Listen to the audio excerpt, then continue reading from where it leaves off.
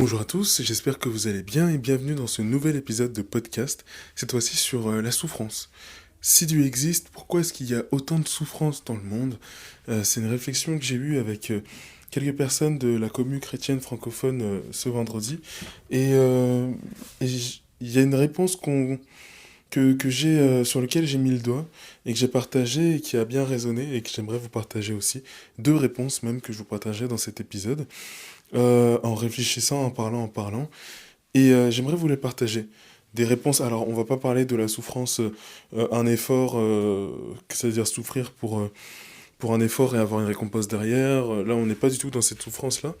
On est dans la souffrance pure et dure, la douleur, qui peut à première vue paraître injuste et qui est ressentie comme profondément un sentiment d'injustice par n'importe quel être humain, et moi y compris évidemment. C'est un sujet avec lequel j'ai eu beaucoup de... Comment dire? J'ai beaucoup réfléchi dessus et avec lequel j'ai encore du mal face à la violence de certaines souffrances. Malgré tout, j'ai quand même des pistes de réflexion qui permettent l'apaisement, j'allais dire ça, et qui permettent de retrouver de l'espérance, de retrouver de la foi, là où il peut ne plus y en avoir, et là où la colère, le sentiment profond d'injustice peut exister. Peut-être même que vous êtes dans cette situation, vous avez vécu, ouais, vous avez été face à une telle situation de souffrance, peut-être même que vous êtes, je sais pas, professionnel de santé, que vous êtes infirmière, infirmier, et que chaque jour vous vous dites, mais pourquoi autant de souffrance? Pourquoi autant de souffrance? Même des personnes qui sont croyantes souffrent autant avant d'expirer, etc., etc. On va parler de tout ça dans cet épisode. Alors c'est un sujet qui est assez lourd, mais en vrai on peut en parler de manière simple, sans forcément dire oh là là, la souffrance c'est horrible, machin. Et en parler de manière légère et décontractée, et juste en réflexion simple et fraternelle, sans forcément prendre sur nos épaules tout le poids de la souffrance du monde. Je pense que voilà, c'est important de pouvoir en parler simplement.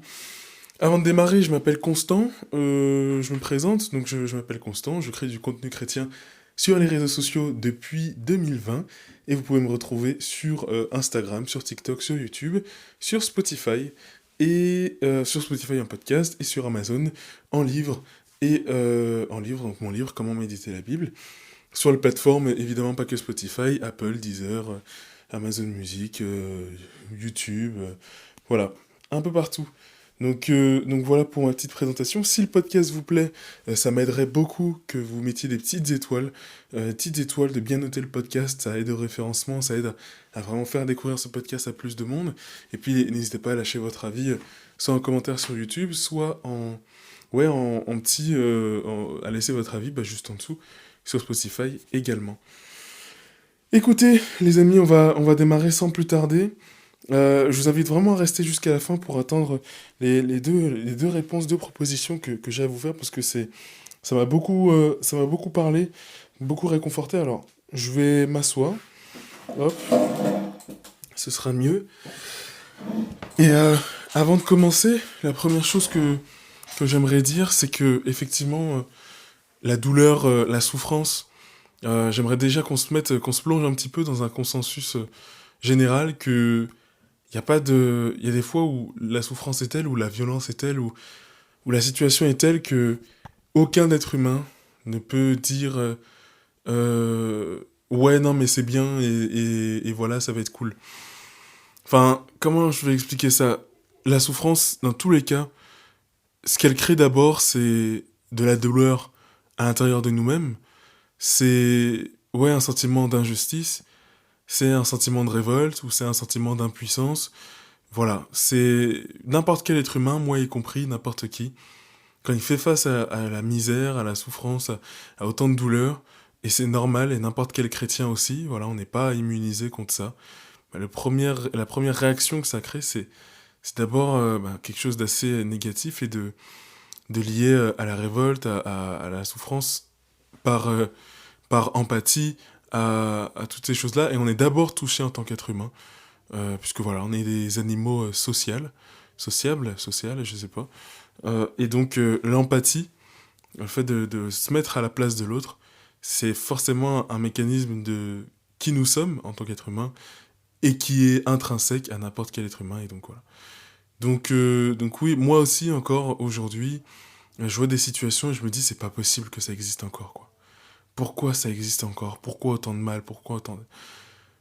Il y a plusieurs choses. Je pense que je vais pas tomber dans la réponse trop facile de dire s'il y a de la souffrance, c'est parce que le diable existe. Parce que il y a certaines souffrances. On se dit, mais là, comment dire? Il y a pas tout, c'est pas toujours à cause du diable. Autant, bon, la guerre, des trucs comme ça, voilà. Évidemment, c'est un fruit du manque d'amour profond et donc un fruit de ce que les chrétiens appellent le diable, de ce que d'autres personnes vont appeler je sais pas qui, machin. Mais c'est un fruit, voilà, de quelque chose qui nous amoindrit, de quelque chose d'animal, qui manque d'horizontalité en tant qu'être humain. Il y a d'autres situations, typiquement la maladie, où on se dit, mais en fait, là, comment ça le diable? C'est-à-dire, il y a rien, la personne n'a pas péché, la personne n'a rien fait, et pourtant elle a cette souffrance, pourtant elle a cette douleur, et pourtant elle souffre avant d'expirer, autant de souffrance, autant de douleur avant de mourir et tout. Pourquoi? Pourquoi? Avant de vous donner mes deux réponses, qui je pense peut grandement vous aider si vous avez du mal à dealer avec cette question, j'aimerais juste dire et remettre encore une fois une deuxième chose dans son contexte. La première chose, donc on est tous humains face à la douleur, face à la souffrance de l'autre. Et puis la deuxième chose, de l'autre ou de soi-même, c'est aussi une douleur que vous pouvez vivre et vous vous dites, mais Seigneur, pourquoi moi? Pourquoi moi? Pas que la douleur de l'autre. Euh, c'est la première chose. La deuxième chose que j'aimerais vous partager, c'est sur le monde spirituel. C'est vrai qu'en tant qu'être humain, euh, tout de suite, en fait, quand on fait face à une situation douloureuse, pour nous-mêmes ou une situation douloureuse vécue par quelqu'un d'autre, évidemment, et c'est dur de s'en extraire, on est tout de suite absorbé par le côté, par, comment dire, à quel point ça nous fait souffrir dans notre chair et dans notre matière. Dans notre matière, dans notre humanité, dans notre horizontalité, etc. Tout de suite, on a tu sais, je vais pas dire qu'on est aveuglé, même si un peu quand même, mais ouais, aveuglé par la souffrance, mais normal, aveuglé de manière normale et comme n'importe qui, par la souffrance qui est en face de nous. Et je pense que remettre aussi dans le contexte le fait que il y a toute une part qu'on ne connaît pas, et qui est donc le monde spirituel, où on voit des choses mais complètement incohérentes en apparence, mais qui en réalité n'en sont pas, puisque en fait, ça a une résonance dans le monde spirituel que nous ne voyons pas du fait de notre humanité, parce qu'on est humain et qu'on vit dans la matière, mais il y a tout un monde que Dieu aussi voit, et qui est le monde spirituel, et en fait, tant qu'il y a ce facteur X qu'on connaît pas, forcément, il y a des choses auxquelles on va faire face dans la réalité, que ce soit la souffrance, mais pas que, et qui auront un manque de... et qui seront incohérentes pour nous. Sauf que j'ai la profonde conviction que, en fait, une fois qu'on aura la connaissance aussi, qu'on aura cette pleine conscience et connaissance du monde spirituel, pas que connaissance qu'il existe, mais connaissance de ce qu'il est et de sa vie en temps réel, de toutes ces choses-là que Dieu voit et que nous ne voyons pas, c'est-à-dire après la mort, une fois qu'on aura ça face à nous, j'espère, et je pense que ce sera le cas, que tout ça risque de prendre un sens, en tout cas que beaucoup de choses euh, risquent de prendre beaucoup de sens. Et donc oui, c'est juste la conscience de ce monde spirituel qui, je pense, peut nous aider à prendre du recul sur la souffrance actuelle et se dire, tiens, même si ça en a pas l'air, même si ça a l'air complètement incohérent, et si ça s'était passé pour que dans le monde spirituel ou dans le monde que nous ne voyons pas, eh ben, quelqu'un soit sauvé, ou bien le royaume de Dieu puisse mieux s'établir, etc. Ça peut paraître très abstrait, très fumeux ce que je dis, précisément. Ouais, non, je vais pas donner d'exemple parce que ça va spoiler la suite. Mais voilà, juste remettre dans le contexte on n'a pas toutes les informations, on n'a pas toutes les infos. Et donc c'est normal de pas arriver à comprendre et être humble sur ouais, qui nous sommes en tant qu'être humain, notre position dans le monde. Voilà, juste prendre du recul là-dessus. Donc c'est les deux contextes que je voulais poser avant d'apporter ma réflexion. Et puis à la fin, je vous partagerai un livre dans la Bible qui parle de ce thème-là, qui parle de la souffrance, qui peut vous aider à relativiser là-dessus. La première réponse, c'est, je pense que pourquoi est-ce que Dieu laisse autant de souffrance dans ce monde?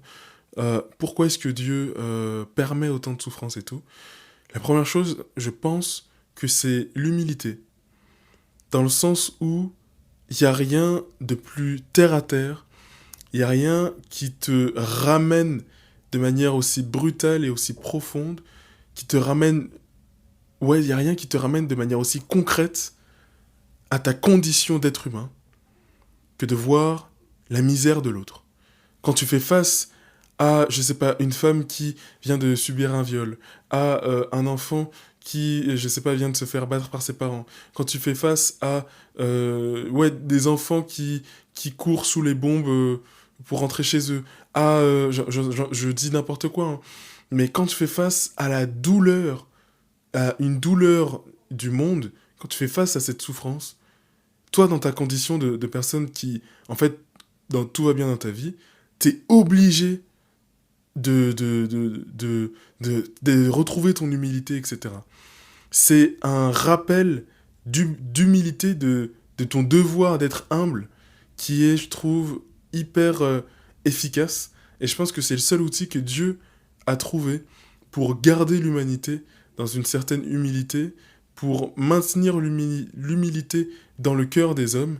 Un président, n'importe qui peut se gonfler d'ego, etc., etc., par sa position, n'importe quel être humain qui fait face à la misère du monde ou à une situation misérable, forcément, il est touché dans sa chair. Et forcément, il se rappelle de sa condition d'être humain, déjà que tout est éphémère, qu'il y a des gens, il y a des personnes qui souffrent dans ce monde, donc je peux pas me plaindre, etc. Ou du moins, je vais essayer d'être un peu plus humble, etc. Je trouve que ouais, c'est un très bon outil que Dieu a trouvé pour nous rappeler l'humilité, nous rappeler de rester humble, de rester dans la gratitude et de rester reconnaissant. Un exemple très concret récemment, c'est moi-même qui, récemment, je me plaignais pas mal de mon travail en moi-même. J'avais ce discours à l'intérieur de moi, tiens, est-ce que je vais vraiment rester là, je travaille actuellement, il y a tel truc qui vont pas, etc. Franchement, c'est pas cool, je pense que c'est pas fait pour moi, que je suis pas fait pour cette vie-là, machin, etc., etc. Un discours interne assez ouais, négatif sur ce que j'avais, sur ce que j'ai comme job. Et donc je suis au boulot. Et sur la pause du midi, je tombe sur le reportage de Haïti, de la situation, de ce qui se passe actuellement à Port-au-Prince, qui est d'une désolation profonde. Et, euh, et en fait, je suis sorti de... C'était une vidéo de, allez, 20 minutes 20 minutes, non, 30 minutes. Et je suis sorti de là, je me suis dit, purée, mais je peux pas me plaindre.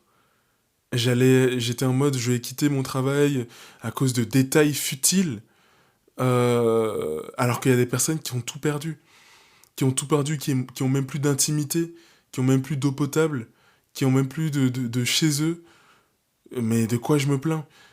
Et en fait, c'est pile poil ce que j'avais besoin de voir pour me réaxer et prendre conscience de la valeur de ce que j'ai, prendre conscience de la position de privilégié dans laquelle je suis, déjà d'avoir une alternance, parce que rien que autour de moi, il y a plein de personnes qui n'ont pas d'alternance, donc d'avoir trouvé une alternance, et puis d'être bien dans un boulot qui a du sens pour moi, puisque mon boulot est...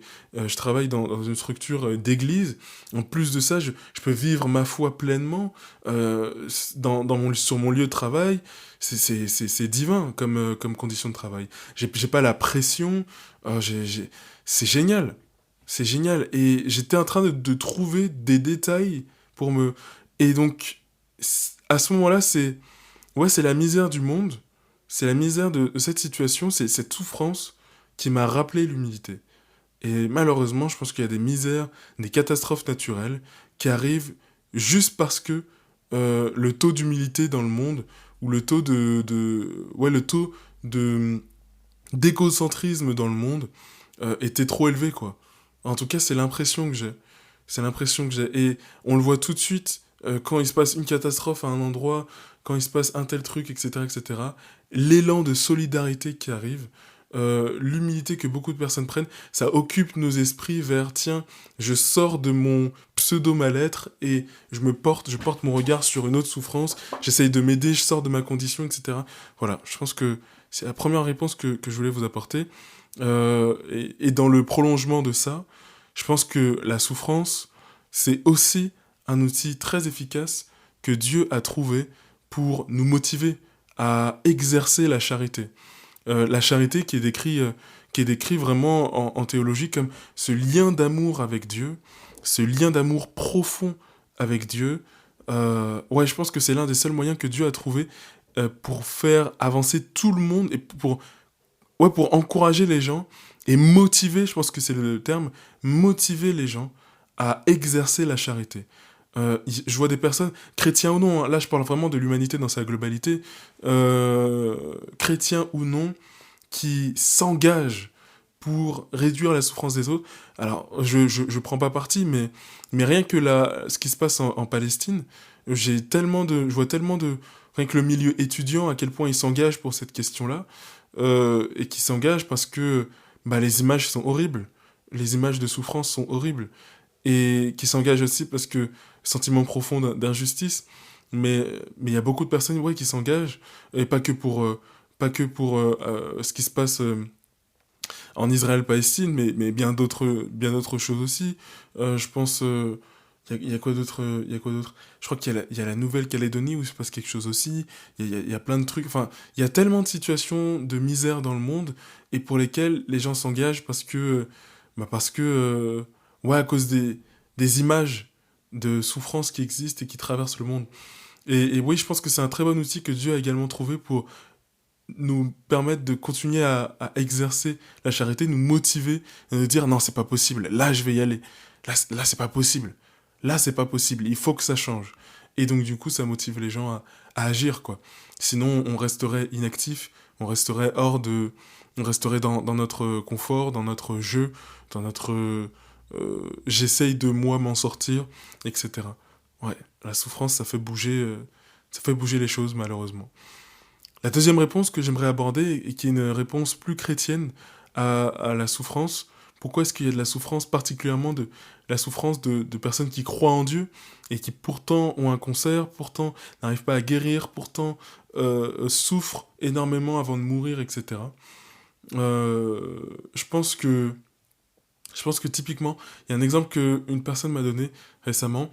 Donc c'est une femme cancéreuse qui a un cancer et qui est très croyante, très très chrétienne, très croyante, prière chaque jour, etc., etc., etc., mais qui fait tout le temps des rechutes dans son cancer, qui souffre énormément, etc. Alors aujourd'hui, je ne sais pas si cette personne est morte, mais il y a d'autres exemples d'autres chrétiens qui ont des cancers, mais qui sont des exemples de foi, mais des exemples de foi aujourd'hui au XXIe siècle, et qui pourtant bah, ont souffert, énormément souffert dans leur maladie, et sont quand même morts. Je pense bah, à Sainte Thérèse de Lisieux, si je me trompe pas, ou Sainte Bernadette, je sais plus, qui est morte à 24 ans et je sais plus. Et qui, ouais, à 24 ans et qui est morte de maladie. Plein d'autres personnes, il n'y a pas que eux, il y a tellement des milliers, des millions de personnes. Et pourquoi est-ce que ces personnes-là souffrent autant avant d'expirer si Dieu voulait les reprendre? Pourquoi? Et ben, je pense que la réponse à cette question, c'est que c'est le témoignage. C'est le témoignage. Typiquement, si on reprend la situation de la femme qui a un cancer et qui est une fervente croyante, que une amie m'a décrite, cette situation. En gros, j'ai une connaissance qui est infirmière et qui bah, a rencontré cette patiente croyante depuis très longtemps, prière, joie, sourire, etc. Mais qui fait tout le temps un cancer généralisé, qui fait tout le temps des rechutes dans son cancer, qui n'arrive pas à s'en sortir et tout. Je pense que cette dame-là qui a ce cancer, et ben typiquement, alors c'est un tellement grand sacrifice, mais typiquement, je pense que si cette personne-là, euh, elle était juste partie sans souffrir, elle aurait pas aidé certains chrétiens à rester chrétiens ou à s'investir encore plus dans leur foi. Ce que je veux dire par là, c'est que peut-être que par sa situation, en étant malade à ce niveau-là, en ayant ce niveau de cancer et en restant fidèle à Dieu, et ben elle a été un témoignage pour d'autres chrétiens ou juste d'autres personnes de dire ah ouais jusqu'au bout elle va croire en Dieu. Jusqu'au bout, elle va rester fidèle. Et si elle qui est dans cette situation, elle continue de croire en Dieu, soit c'est peut-être qu'il y a quelque chose dans la foi pour les athées qui se posent quelque chose, qui se posent la question, soit encourager les chrétiens à se dire, ah ouais, si elle est là, moi j'ai pas à me plaindre de ah j'ai pas le temps pour prier, j'ai pas le temps pour ci, non, j'ai pas le droit de me plaindre. Il faut que de me plaindre, pardon. Il faut que j'aille au bout, moi aussi il faut que je sois fidèle à Dieu. Et je pense que ouais, tout réside dans l'image. En tant qu'être humain, on est tellement attaché à l'image, à ce qu'on voit du monde. Les images valent mieux que mille mots. Une image vaut mieux que mille mots, je crois que c'est ça.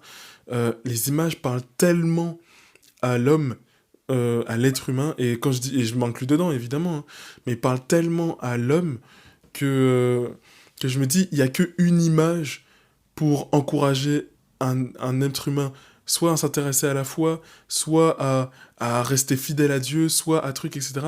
Et là encore, je pense que c'est un très bon outil que Dieu a trouvé pour maintenir ses enfants, ou certains de ses enfants, dans la foi. Particulièrement ceux qui ont besoin d'images, ceux qui sont très attachés au vécu, ceux qui sont très attachés à, oui, à leur perception, pas à leur perception, mais à ce qu'ils captent du monde, quoi. Et donc, si on me dit, en gros, on me dit, quelqu'un me rapporte que, ah oui, il y a une femme qui est malade, mais qui reste fidèle à Dieu, si on me le dit comme ça au téléphone, et je le vois pas de mes propres yeux, bon, ça va me parler 2 minutes, et puis voilà, c'est tout. Mais si je le vois de mes propres yeux, là, ça peut créer un changement tout autre chez moi, et donc, je pense que ouais, c'est encore une fois un outil que Dieu a trouvé pour maintenir ses enfants dans sa présence, maintenir ses enfants engagés auprès de lui, maintenir ses enfants fidèles, encourager ses enfants. Tu sais, c'est des témoignages en fait.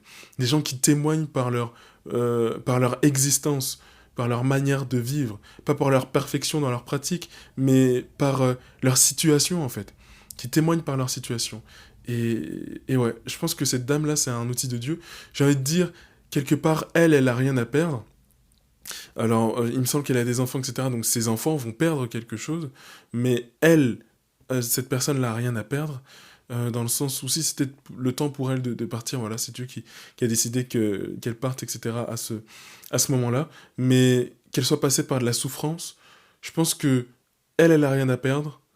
Et parce qu'elle aura la vie éternelle au bout, dans tous les cas.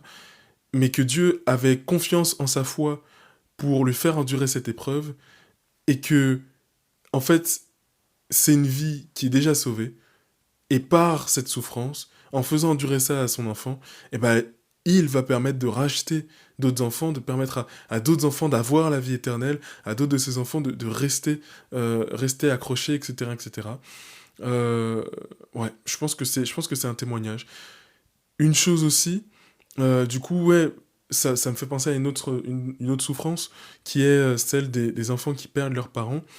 Ça encore, c'est une autre douleur à laquelle j'ai pas de réponse, mais j'en reviens à ce que je disais au début, le monde spirituel. Je pense qu'il y a certaines personnes qui doivent partir parce qu'elles auront plus d'impact dans le monde spirituel qu'en restant là où elles sont, dans le monde matériel, dans le monde physique. Je pense qu'il y a des personnes ouais, qui par leur foi, par leur lumière intérieure, par qui elles sont, même si ouais, c'est douloureux, peut-être qu'elles vont, on prend l'exemple d'un un parent qui meurt et qui laisse ses enfants, et si ce parent-là pourrait encore mieux aider ses enfants après sa mort, parce qu'elle est auprès de Dieu, etc., etc., etc., pour encore mieux aider ses enfants sous l'état de spirituel, en débloquant des portes là où il faut, en débloquant des opportunités, en trucs, etc., etc. Encore une fois, je sais pas, je pose la question, mais je me dis, ouais, pour pousser la réflexion plus loin que juste, ah, ces enfants qui ont perdu leurs parents, qui vont devoir se débrouiller seuls, certes, ça reste une douleur, certes, ça reste un challenge, mais et si ces personnes, si elle avait pas perdu je sais pas, sa mère, il aurait pas trouvé la motivation d'aller chercher encore plus loin. Je pense à Anthony Edwards, ce qui est un joueur en NBA, et qui a perdu sa mère, puis sa tante, non, sa mère, puis sa grand-mère, et sa grande sœur dans la même année. Et je suis sûr et certain que, bah, d'avoir eu ces décès-là, forcément, ça crée en lui la motivation de devenir le très très bon joueur de NBA qu'il est. Aujourd'hui, il est comparé à Michael Jordan. Il doit être et ses parents, sa mère et sa grand-mère et sa grande sœur doivent être tellement fiers de lui. Et si c'est eux qui lui avaient aidé, qui avaient débloqué les opportunités, les portes dans le monde spirituel, voilà. Je me dis en fait, oui, en apparence ça paraît comme de la souffrance, mais en fait ce que ça permet derrière, grâce à la foi, grâce à l'espérance, grâce au fait de continuer, etc. Je me dis, est-ce que c'est pas un mal pour un bien? Encore une fois, tout ça c'est de l'expérience, c'est de l'espérance, c'est des questions que je pose, et je me dis, il y a un monde qu'on ne connaît pas qui est le monde spirituel, et où il se passe un million de choses. Je voulais dire une dernière chose que j'ai oubliée. Je parlais des parents, je parlais de fait de perdre ses parents tôt, etc., etc. Euh, ouais, ouais, de la motivation que ça crée.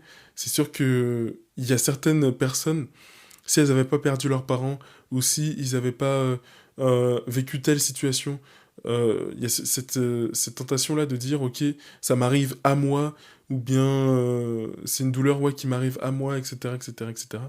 Au lieu de se mettre dans un mindset où euh, c'est une situation pas qui m'arrive à moi, mais qui arrive pour moi. Imaginons, je sais pas, oui, le parent reste en vie. Le parent reste en vie. Et si le fait que Dieu le maintienne en vie, bah, empêcher l'enfant derrière d'aller chercher ses rêves. Et puis, il y a une dernière chose, voilà, je viens de m'en souvenir. C'est une dernière chose dont je viens de me souvenir. Et et si la personne, si Dieu l'avait maintenue en vie, elle se serait éloignée de Dieu après. Dans le sens où je pense qu'il y a des personnes bah, du coup, comment dire? Il y a des personnes qui ont été peut-être éloignées de Dieu toute leur vie, qui se sont converties récemment, qui sont mortes juste après.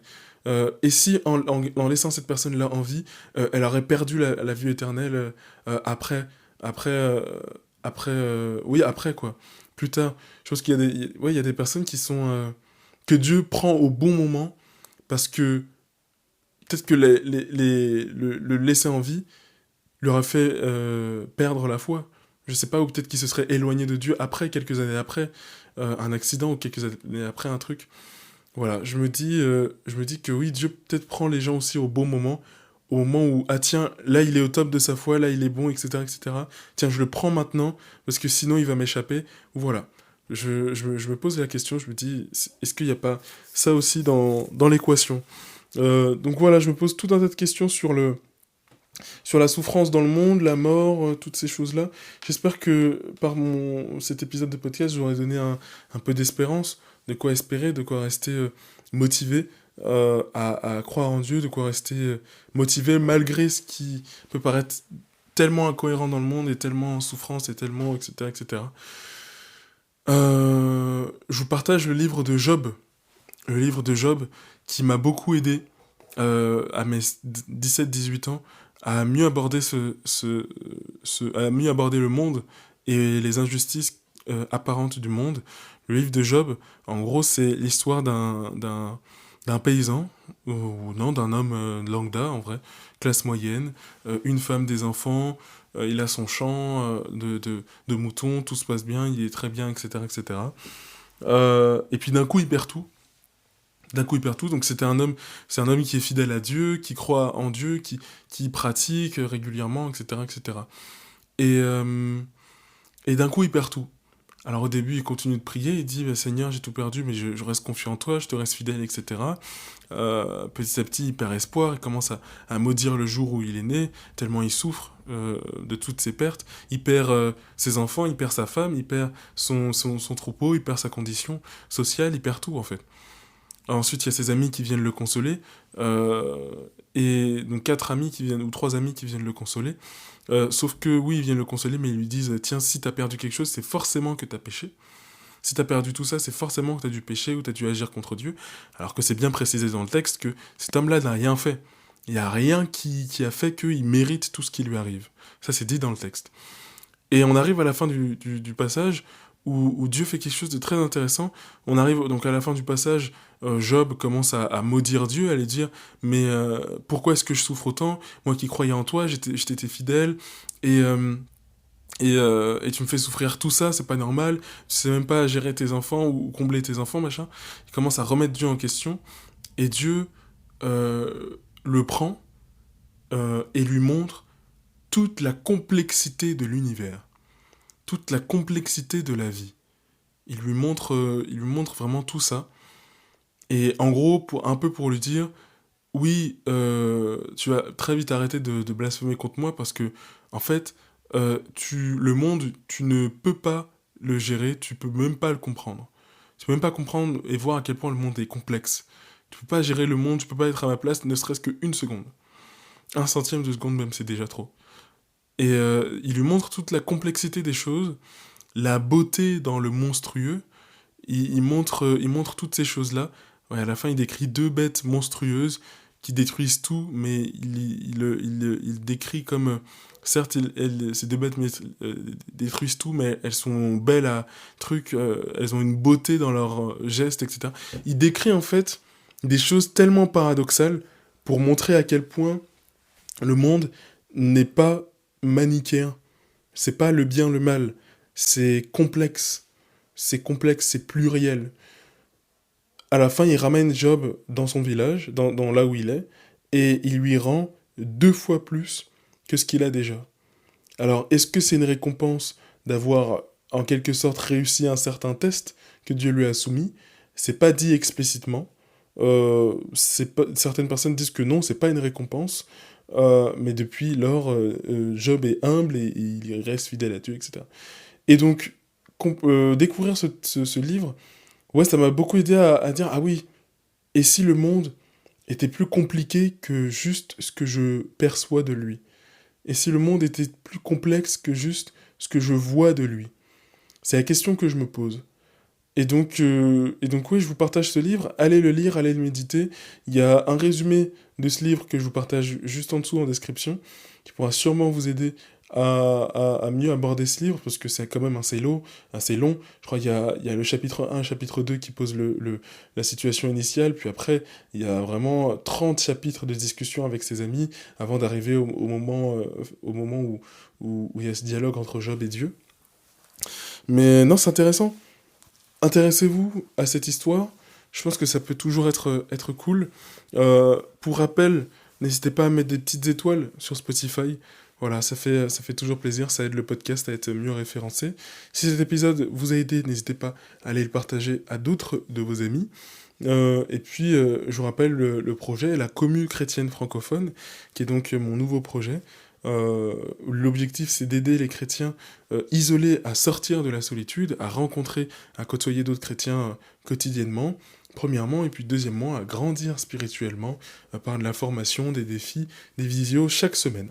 Donc voilà, je vous en dis pas plus, et je vous mets tous les liens qui concernent ce projet, tout le lien, parce qu'il n'y en a qu'un seul, qui concerne ce projet, juste en dessous. Je vous souhaite une très très bonne journée. Soyez abondamment bénis dans le nom puissant de Jésus. N'hésitez pas à me donner des sujets d'épisodes en commentaire ou bien sur Instagram. À très vite, c'était Constant.